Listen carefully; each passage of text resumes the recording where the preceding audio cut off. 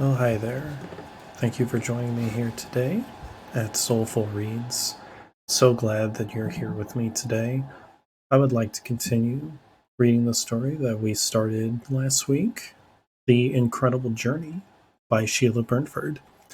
Today, we'll be continuing on with chapters 6 and 7.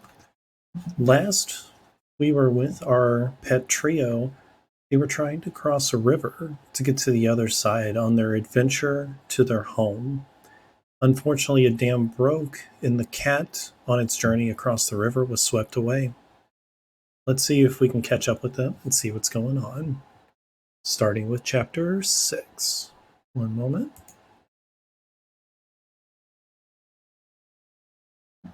Chapter 6. Many miles downstream, on the side to which the dogs have crossed, a small cabin stood near the bank of the river, surrounded by 3 or 4 acres of cleared land, its solid, uncompromising appearance lightened only by the scarlet geraniums at the window sills and a bright blue door. A log barn stood back from it, and a steam bath house at the side nearer the river. The patch of vegetable garden, the young orchard, and the neatly fenced fields, each with their piles of cleared boulders and stumps, were small orderly miracles of victory won from the dark encroaching forests that surround them. Reno Nurmi and his wife lived here. As sturdy and uncompromising as the cabin they had built with their own hand-hewn logs, their lives as frugal and orderly as the fields they had wrested from the wilderness.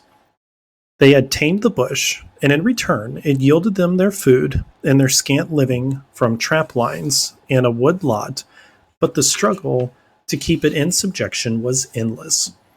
They had retained their Finnish identity complete when they left their homeland, exchanging only one country's set of solitudes and vast lonely forests for another, and yet their only real contact with the new world that lay beyond their property line was through their 10-year-old daughter, Helvi, who knew no other homeland. Helvi walked the lonely miles to the waiting school bus each day, and through her they strengthened their roots in the security of the new world, and they were content, meanwhile, with horizons limited by their labor. On the Sunday afternoon that the beaver dam broke, a day of some relaxation, Helvi was down by the river, skipping flat stones across the water, and wishing that she had a companion, for she found it difficult to be entirely fair in a competition always held against herself. The riverbank was steep and high here, so she was quite safe when a rushing torrent of water, heralded by a great curling wave, swept past. She stood watching it, fascinated by the spectacle, thinking that she must go and tell her father, when her eye was caught by a piece of debris that had been whirling around in a back eddy and was now caught on some boulders at the edge of the bank. She could see what looked like a small, limp body on the surface. She ran along by the boiling water to investigate, scrambling down the bank to stand looking pityingly at the wet, bed-draggled body, wondering what it was. For she had never seen anything like it before. She dragged the mass of twigs and branches further up on land, then ran to call her mother. Mrs. Nurmi was out in the yard by the old wood stove which she still used for boiling the vegetable dyes for her weaving, or peelings and scraps for the hens. She followed Helvi, calling out to her husband to come and see this strange animal washed up by an unfamiliar swift-surging river. He came, with his unhurried countryman's walk and quiet, thoughtful face, and joined the others to look down in silence at the small, limp body, the darkly plastered fur betraying its slightness, the frail skull bones and thin, crooked tail mercilessly exposed. Suddenly, he bent down and laid his hands lightly on it for a moment, then pulled back the skin above and below one eye and looked more closely. He turned and saw Helvi's anxious, questioning face close to his own, and beyond that, her mother's. "Is a drowned cat worth trying to save?" he asked them. And when her mother nodded, before Helvi's pleading eyes, he said no more, but scooped up the soaking bundle up and walked back to the cabin, telling Helvi to run ahead and bring some dry sacks. He laid the cat down in a sunny patch by the wood stove and rubbed it vigorously with sacking turning the body from side to side until the fur stood out in every direction, and it looked like some disheveled old scarf. Then, as he wrapped the sacking firmly around, and her mother pried the clenched teeth open, Helvy poured a little warm milk and precious brandy down the pale, cold throat. She watched as a spasm ran through the body, followed by a faint cough, then held her breath in sympathy as the cat retched and choked convulsively, a thin dribble of milk appearing at the side of its mouth. Reno laid the straining body over his knee and pressed gently over the rib cage. The cat choked and struggled for breath until at last a sudden gush of water streamed out, and it lay relaxed. Reno gave a slow smile of satisfaction and handed the bundle of sacking to Helvy, telling her to keep it warm and quiet for a while if she was sure that she still wanted a cat. She felt the oven, still warm through the fire, had long died out, then placed the cat on a tray inside, leaving the door open. When her mother went into the cabin to prepare supper and Reno left to milk the cow, Helvy sat cross-legged on the ground by the stove, anxiously chewing the end of one fair braid, watching and waiting. Every now and then, she would put her hand into the oven to touch the cat, to loosen the sacking or to stroke the soft fur, which was beginning to pulsate with life under her fingers. After half an hour, she was rewarded. The cat opened his eyes. She leaned over and looked closely into them. Their blackness now contracted slowly to pinpoints, and a pair of astonishingly vivid blue eyes looked up instead. Presently, under her gentle stroking, she felt a throaty vibration, then heard a rusty, feeble purring. Wildly excited, she called to her parents. Within another half hour, the little Finnish girl held in her lap a sleek, purring Siamese cat who had already finished 2 saucers of milk, which normally he detested drinking only water, and who had groomed himself from head to foot.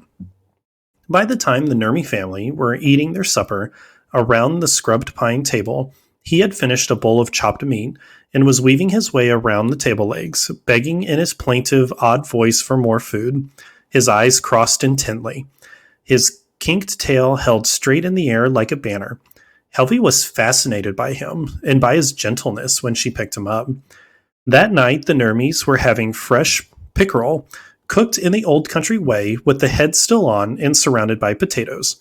Helvy ladled the head with some broth and potatoes into a saucer and put it on the floor. Soon the fish head had disappeared into the accompaniment of pleased rumbling growls. The potatoes followed, then holding down the plate with his paw, the cat polished it clean. Satisfied at last, he stretched superbly, his front paws extended so that he looked like a heraldic lion, then jumped onto Helvy's lap, curled himself around, and purred loudly. The parents' acceptance was completed by his action, though there had never before been a time or place in the economy of their lives for an animal which did not earn its keep, or lived anywhere else except the barn or kennel. For the first time in her life, Helvy had a pet. Helvy carried the cat up to bed with her, and he draped himself with familiar ease over the shoulder as she climbed the steep ladder stairs leading up to her little room in the eaves. She tucked him tenderly into an old wooden cradle, and he lay in sleepy contentment, his dark face incongruous against a doll's pillow. Late in the night, she woke to a loud purring in her ear and felt him treading a circle at her back. The wind blew a gust of cold rain across her face, and she leaned over to shut the window, hearing far away, so faint that it died in a second of wind-borne sound, the thin, high keening of a wolf. She shivered as she lay down, then drew the new comfort warmth of the cat closely to her.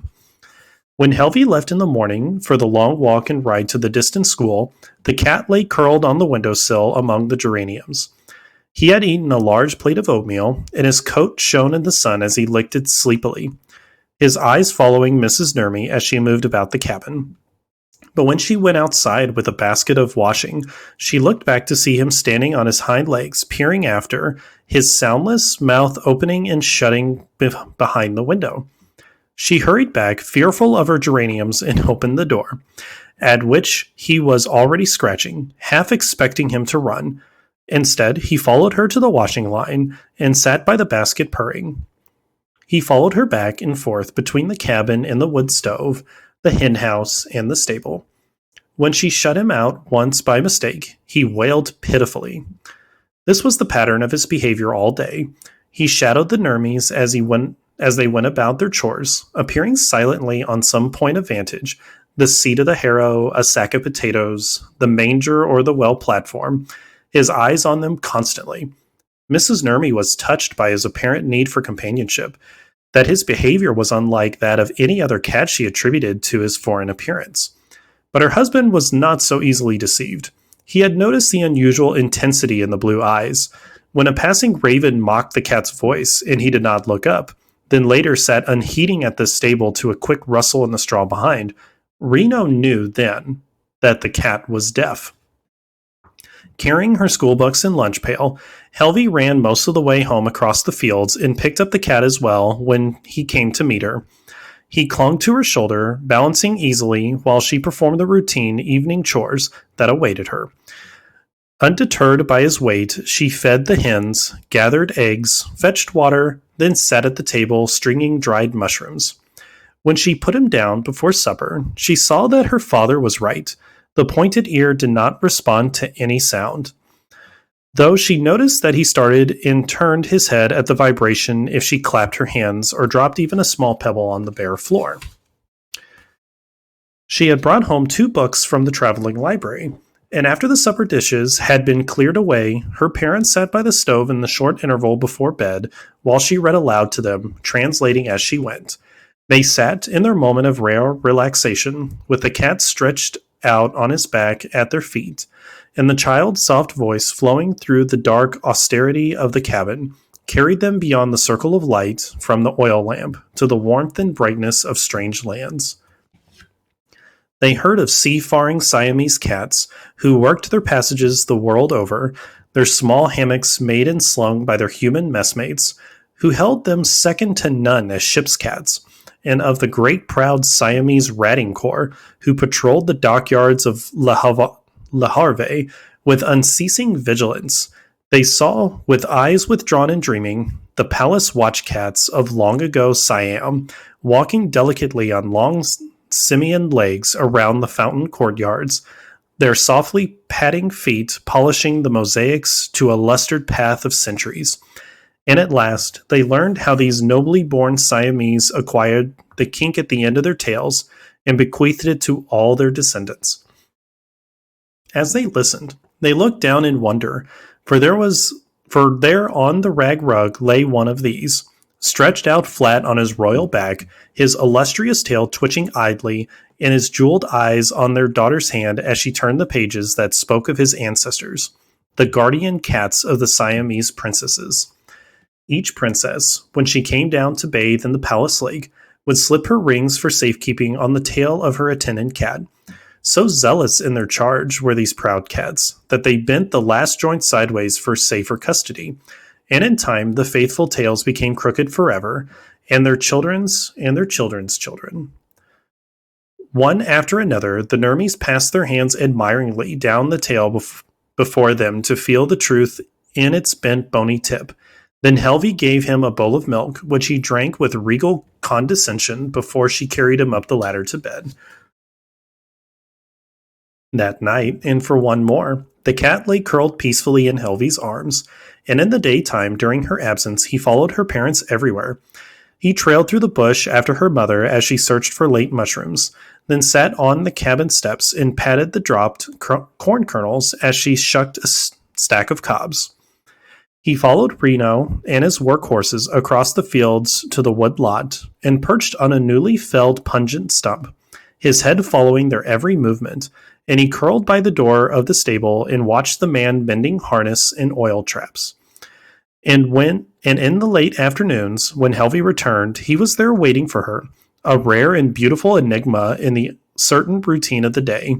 He was one of them. But on the 4th night he was restless, shaking his head and pawing his ears, his voice distressed at her back. At last he lay down, purring loudly, and pushed his head into her hand. The fur below his ears was soaking.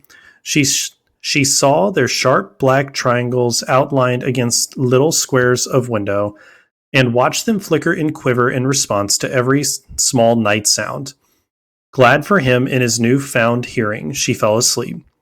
When she awoke, later in the night, aware of a lost warmth, she saw him crouched at the open window, looking out over the pale fields and the tall, dark trees below. His long, sinuous tail thrashed to and fro as he measured the distance to the ground. Even as her hand moved out impulsively towards him, he sprang, landing with a soft thud. She looked down and saw his head turn for the first time to her voice, his eyes like glowing rubies as they caught the moonlight, then turned away. And with sudden, desolate knowledge, she knew that he had no further need of her. Through a blur of tears, she watched him go, stealing like a wraith in the night towards the river that had brought him. Soon, the low, swiftly running form was lost among the shadows. Chapter 7. The two dogs were in very low spirits when they continued their journey without the cat. The old dog in particular moped badly, for the cat had been his constant and close companion for many years, ever since the day when a small, furiously hissing kitten with comically long, black stockinged legs and a nearly white body had joined the Hunter family. This apparition had refused to give 1 inch of ground to the furious and jealous bull terrier, who was an avowed cat hater and the terror of the nearby feline population. Instead, it had advanced with every intention of giving battle evident in the tiny body. The dog, for the first time and the last time in his life, capitulated. That day, a bond had been formed between them, and thereafter they had been inseparable. The kitten, surprisingly enough, had no love for cats either, so they formed a wickedly humorous partnership that waged unceasing war against them. When they sallied forth together, the neighborhood emptied suddenly of not only cats, but of dogs as well. They had mellowed with the years, however, and were now more tolerant, exacting only the dutiful homage they felt to be their due as conquerors. They had opened their ranks only to the gentle young dog when they arrived years later, but, fond as they were of him, the affection they bore for one another was something quite apart. Now the dogs were thrown completely on their own resources. The Labrador did his best and tried to initiate the other into the art of frog and field mouse hunting, but the terrier's eyesight was too poor for him to have much success. But they were luckier than usual. Once they had surprised a large fisher in the very act of dispatching a porcupine. The shy fisher disappeared in one swift, fluid movement at their approach, leaving the slain, outstretched porcupine, and the dogs enjoyed a feast that day, such as they had never known before, the flesh being sweet and tender. Another time, the young dog caught a bittern, who had stood like frozen statue on the edge of the lake, his long neck topped by the slim head flowing into a line down to the elongated body, and nothing moving but an apprehensive blinking eye. He took off as the dog sprang, but his awkward, clumsy flight, the long legs trailing, was not fast enough. The flesh was stringy and fishy, but it was all gobbled down voraciously. Nothing remained but the beak and feet. One day they skirted a small farm where, wary though he was of human beings, the young dog was hungry enough to cross an open field within sight of the farm and snatch one of the flock of chickens feeding there. They were still crouched over the mess of blood and scattered feathers when they heard an angry shout and saw the figure of a man at the far corner of the field and a black collie running ahead, snarling as it came towards them. The young dog braced himself for the inevitable attack. A few yards away, the collie crouched low, lips drawn back, then sprang for the vulnerable throat before him. The young dog was a hopeless fighter, lacking both the instinct and the build, for, heavy and strong though he was, his mouth had been bred to carry game birds, and the jaw structure with his soft protective lips was a disadvantage. His only hope for survival against the razor-like slashing of the other dog's teeth lay in the thick protective folds of skin around his throat. All too soon, it was obvious that he was fast losing ground, and the effects of his inadequate diet were beginning to show in his endurance. He was on his back and the collie on top, ready to give the final slash, when the old dog took over. Up to now, he had merely been interested spectator, taking a keen interest from a professional point of view, for a good fight is meat and drink to a bull terrier. Now a look of pure, unholy joy appeared in the black currant eyes, and he tensed his stocky, close-knit body, timing his spring with a mastery born of long practice. A white, compact bundle of fighting art shot like a steel projectile to the collie's throat. The impact knocked the black dog over as though he were a feather. The ecstatic bull terrier tightened his grip on the sinewy throat under him and began to shake his head. Out of the corner of his eye, he noticed that the Labrador was on his feet again. But the terrier's teeth were blunt nowadays, and with a tremendous effort the collie threw him off. The old dog's feet had barely touched the ground before he sprang again for that terrible throat grip, springing as if the years had dropped away and he were back in his fighting prime.